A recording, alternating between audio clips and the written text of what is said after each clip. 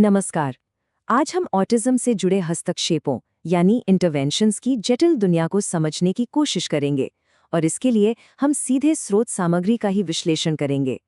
सोचिए, जब किसी बच्चे को ऑटिज्म का पता चलता है तो परिवार वालों के सामने अचानक सलाह और जानकारी का एक पूरा समंदर आ जाता है और ये काफी उलझाने वाला हो सकता है। तो सवाल ये उठता है कि क्या करें? डाइट बदलें, थेरेपी शुरू करें या सोशल ट्रेनिंग पर ध्यान दें? ये विश्लेषण ऑटिज्म से जुड़े अलग-अलग तरीकों को समझने में एक ढांचा देगा और हम हर दावे के पीछे के सबूतों को भी देखेंगे। चलिए, सबसे पहले उस माहौल को समझते हैं जिसका सामना परिवार वालों को डायग्नोसिस की ठीक बात करना पड़ता है। अमेरिका के आंकड़ों को देखें तो हर 54 में से लगभग एक बच्चा ऑटिज्म स्पेक्ट्रम डिसऑर्डर से प्रभावित है। अब ये सिर्फ एक नंबर नहीं है, ये उन अनगिनत परिवारों की कहानी है जो सपोर्ट की तलाश में है।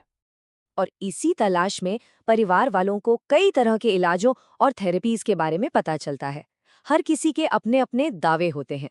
इनमें से दो तरीके सबसे ज्यादा चर्चा में रहते हैं। एक है आहार में बदलाव और दूसरा है मेडिकल ट्रीटमेंट।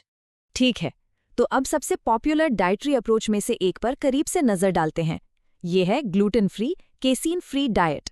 ये एक ऐसी डाइट है जिसमें ग्लूटेन, जो गेहूं और जौ जैसी चीज़ों में मिलता है, और केसीन, जो दूध के प्रोडक्ट्स में पाए जाने वाला प्रोटीन है, दोनों को खाने से हटा दिया जाता है। थियरी ये है कि इन प्रोटीन्स को हटाने से ऑटिज्म के कुछ लक्षणों में आराम मिल सकता है। अब ये स्लाइड बहुत दिलचस्प है। ये दिखाती है कि लोगों के अपने अनुभवों और वैज्ञानिक नतीजों में कितना बड़ा अंतर है। एक तरफ कई माता-पिता हैं जो कहते हैं कि उन्हें कमाल के सुधार दिखे, वहीं दूसरी तरफ साइंटिफिक स्टडीज के नतीजे इतने साफ नहीं हैं। तो इन अनुभवों को समझाने के लिए एक थ्योरी है जिसे ओपियोइड थ्योरी कहते हैं।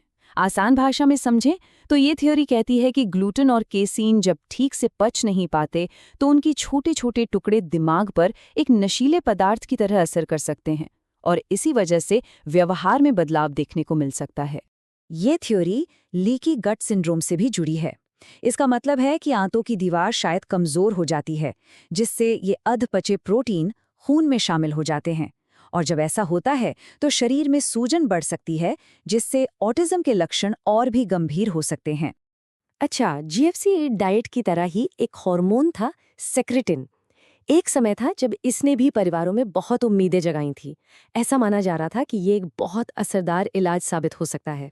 लेकिन ये कोट एक बहुत जरूरी सबक सिखाता है। कई क्लिनिकल ट्रायल्स के बाद अमेरिका के नेशनल इंस्टीट्यूट ऑफ हेल्थ ने ये पाया कि सेक्रेटिन प्लेसिबो से बेहतर काम नहीं करता। प्लेसिबो मतलब एक नकली दवा। तो जो शुरुआती उम्मीद थी वो वैज्ञानिक सबूतों पर खरी नहीं उतरी। तो डाइट और मेडिकल ट्रीटमेंट से थोड़ा आगे बढ़ते हैं। अब एक ऐसे अप्रोच को देखते हैं जिसका पूरा फोकस व्यवहार और सीखने पर है। ये है अप्लाइड बिहेवियर एनालिसिस या ABA। ये एक बहुत ही स्थापित थेरेपी है। इसमें होता ये है कि जो मुश्किल स्किल्स हैं, जैसे बात करना या दोस्त बनाना, उन्हें छोटे छोटे सिखाने लायक स्टेप्स में तोड़ दिया जाता है और फिर सही व्यवहार करने पर बच्चे को पॉजिटिव रीइंफोर्समेंट यानी शाबाशी या इनाम दिया जाता है। 2024 की एक स्टडी के ये आंकड़े देखिए। ये दिखाते हैं कि AB प्रोग्राम के बाद क्या हुआ। यहाँ साफ साफ देखा जा सकता है कि जिस ग्रुप को ABA थेरेपी मिली उसने सोशल स्किल्स, कम्युनिकेशन और रोजमर्रा के व्यवहार में काफी सुधार दिखाया, जबकि कंट्रोल ग्रुप जिसे ये थेरेपी नहीं मिली उसमें कोई खास बदलाव नहीं आया। अब स्किल्स सिखाने की इसी नींव पर आज के मॉडर्न प्रोग्राम्स बने हैं। ये सोशल लर्निंग पर तो फोकस करते ही हैं, लेकिन इस तरह से कि न्यूरोडाइवर्सिटी का भी सम्मान हो। पियर्स प्रोग्राम इसका एक बेहतरीन उदाहरण है।